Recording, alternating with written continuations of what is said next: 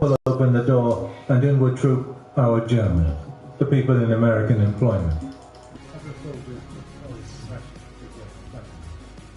Those working at Nuremberg were not only cut off with the local citizens, they were stratified by rigid classes. The Grand Hotel was for officers only.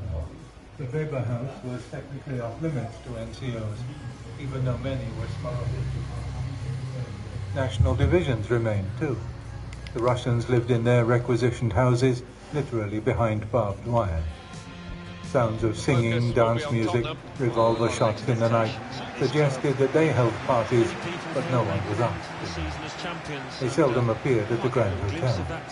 The Russians might occasionally appear at parties elsewhere, but they were never off-guard. When two British officers tactfully escorted Rudenko into the fresh air, after he showed the effects of an excessively energetic celebration, he was grabbed from them by Russian guards the moment they opened the door, and driven away in an official car. The French, too, tended to live apart. Everyone had the impression they were tired, rather than antisocial. They were happy to invite others to their Cercle Français, where they imported singers and speakers and held concerts, but seemed too drained by the war to want to launch into more hectic entertainment. The British were more social, but potentially isolated by geography. The lawyers lived out in the village of Zirndorf. Even today, the drive on good dual carriageway takes nearly half an hour. Once there, they often preferred to stay. Maxwell Fyfe amused himself at weekends plotting Wallenstein's fortifications nearby. He enjoyed military history. He once gave a lecture to all those interested or loyal enough to attend on Gustavus Adolphus's campaign in the 30 Years' War. The others led the life of country gentlemen. There was plenty of shooting and fishing, and quite the best introductions to it. Major Wilkinson, an ADC to the British judges, was stopped in court one morning by Goering, the former chief game warden of the Third Reich, and asked whether he had found good fishing. When Wilkinson lamented his lack of success, Goering gave him the name and address of a waterbender. "I just mentioned my name." It still held the old power. Wilkinson never lacked for sport or trout again. Those who preferred shooting were more alarmed than pleased by an invitation to join Lawrence. He tended to use them as beaters, and since his shooting was more enthusiastic than accurate, they used to find the excitement too much for them. The judges seldom mixed socially with prosecution staff, except for the occasional drinks party or the odd picnic. But to maintain and demonstrate impartiality, they usually kept them at arm's length. A total claustrophobia was warded off by the daunting program the judges set for themselves for entertaining VIP visitors. Many people wanted to experience the trial at first hand. Many judges felt it important that it should be seen by as wide a spectrum as possible. So court sessions and judges' meetings were followed by an incessant round of parties and official dinners. With luck, these might be entertaining. With the wrong mix of guests, they might be an alternative form of hard work. One party was simply embarrassing. It was a dinner given in honor of Andrei Vyshinsky. In 1945, Vyshinsky was the Soviet Deputy Foreign Minister and principal delegate to the United Nations. In the 1930s, he had been chief public prosecutor in Stalin's purge trial. His arrival in Nuremberg caused a shudder. In Western eyes, any connection between him and true justice was entirely notional. He had come unheralded. He just turned up in court on the 27th of November, and it was announced he had joined the Soviet prosecution team. At the dinner, where the usual marathon of Russian toasts had been endured, Vyshinsky proposed his own in Russian. Death as soon as possible to the defendant. Raising the elbow and downing the contents of the glass was so automatic by this stage of the evening that no one waited for a translation before drinking. Once they realized what had been said, they were aghast. As Maxwell Fyfe noted, the incident was open to serious misconstruction. It could be seen as collusion between judges and chief prosecutors. Judge Parker was particularly upset at the idea that American judges might have been thought to have proposed death sentences for the men they were supposed to be trying. Judge Biddle soothed him by saying the matter would blow over. and that continued fairness in the trial itself was all that really mattered. A dean, however, reported his impression that Biddle was not pleased by the incident and added that Jackson looked rather alarmed. Whatever Wyszynski's motives for coming to Nuremberg, and the month of his stay aroused intense speculation, they were probably quite straightforward. To judge progress for himself. He confided to Patrick Dean that he found the trial too slow, but felt that if he tried to speed it up, he would run into problems with the Americans. On his return to Moscow, Wyszynski told the British ambassador that he had a favorable impression of progress and was pleased by the way the Soviet judges were cooperating with their colleagues. The quasi-diplomatic role that the judges took on with their evening entertaining of visitors did not alter the fact that, for the most part, they lived in a closed world. During the first few days of the trial, the judges had lunched in the court cafeteria, queuing with trays at the counter where food was sloshed into their dishes. It was decided, largely at the instigation of the British, that this was hardly dignified. A separate room was soon found for them. At home, they lived with their stuff. A Burkett defied pattern, and Lady Burkett was brought out. Lady Lawrence's presence at Nuremberg had almost been a main condition for Lawrence's acceptance of his post. He sat in court nearly every day and joined the judges for their evening entertainment. Frances Biddle thought she was the best dancer in Nuremberg. Nikitchenko, next to whom she usually found herself at dinner, never broke his rule of not speaking English. Instead, he entertained her with drawings on menu cards and scrap paper. He was enchanted by the two Lawrence girls when they came out to stay. Pretty, lively young creatures must have come as a welcome contrast to all the VIPs, and invitations were issued to tennis parties at the Russian judge's house. Biddle and Parker lacked the comforts and pleasures of some kind of home life.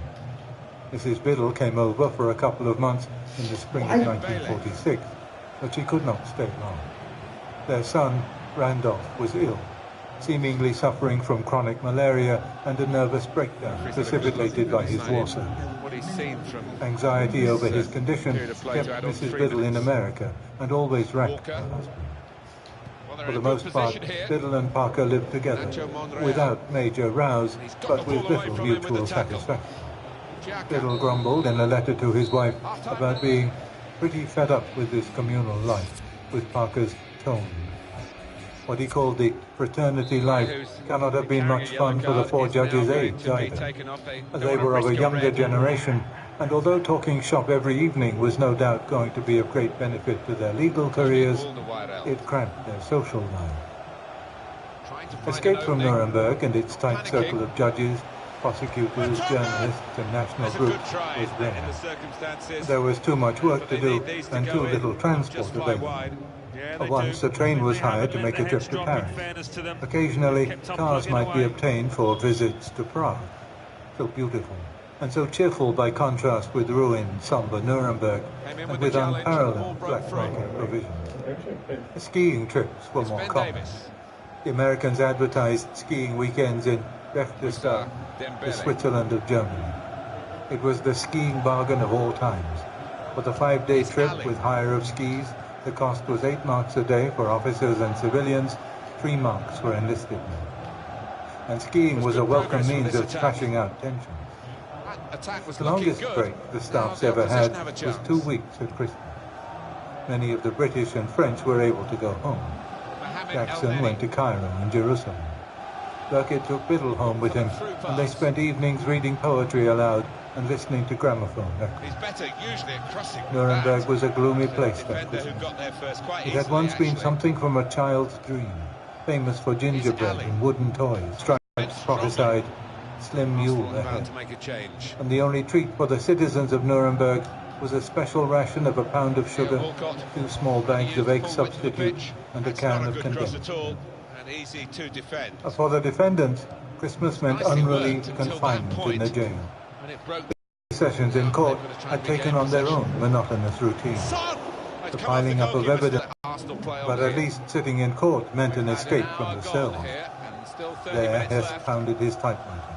Ribbentrop covered quires of paper with verbose and ill-argued attempts at a defense.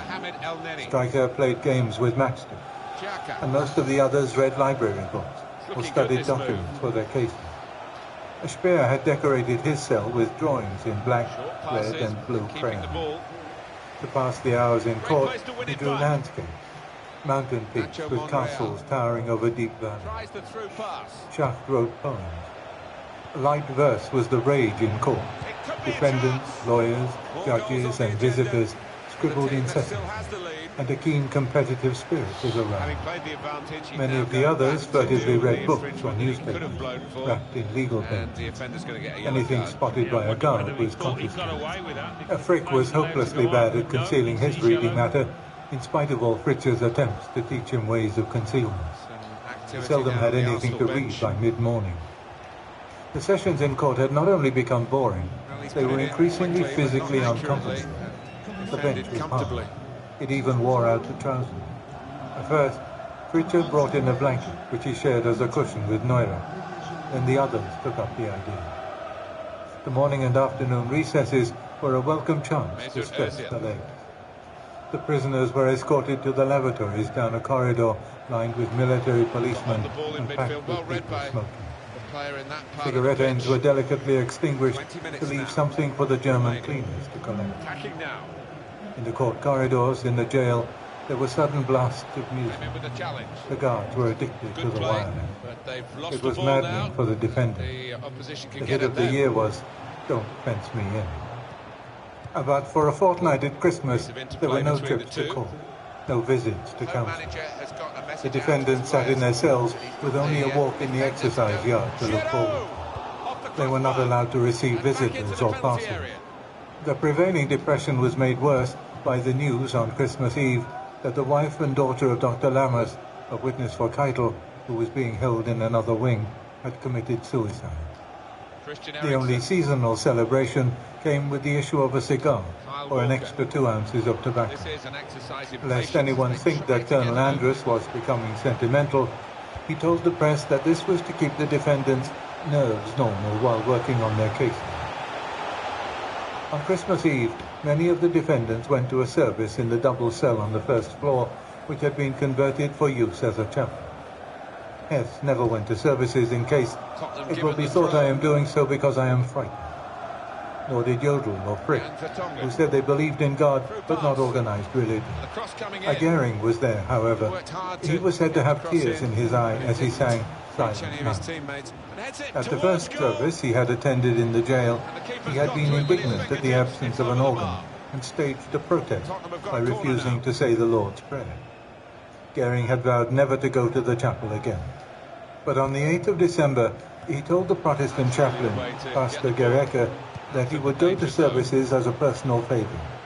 As ranking man of the group, if I attend, the others will follow suit. The extent of Goering's religious devotion never increased, in spite of all Pastor Gereke's patient and determined campaigns for his soul. He consistently maintained that he found all religious teaching unacceptable. He went to service regularly, but he confided to Dr. Gilbert, "Prayer's hell. It's just a chance to get out of this damned cell for half an hour." Pastor Gereke had 13 nominal Protestants in his flock. He had been born and bred on a farm in Missouri, and although he came from a German immigrant family, his German was far from fluent, and writing a sermon demanded a painful effort. When he first arrived, Gereke made little impression. Pritchard described him as insignificant and unassuming. But he soon won respect and all hearts. Everyone was comforted by his conviction that God alone could judge, and that his only duty was the care of souls. Schacht, not a man given to admiration, let alone affection, said of him there was a most moving quality in Pastor Gereke's zeal and devotion to his task. He was a dear, thoroughly well-intentioned man, possessed of great personal talent.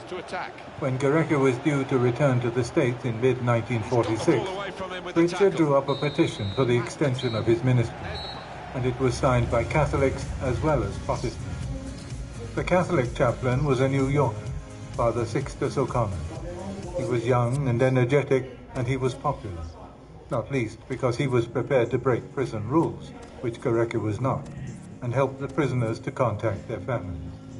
The only baptized Catholic who refused to have anything to do with him was Stryker. A Frank, on the other hand, could be seen as a triumph for Father O'Connor, or perhaps something of an embarrassment. A Frank was a lapsed old Catholic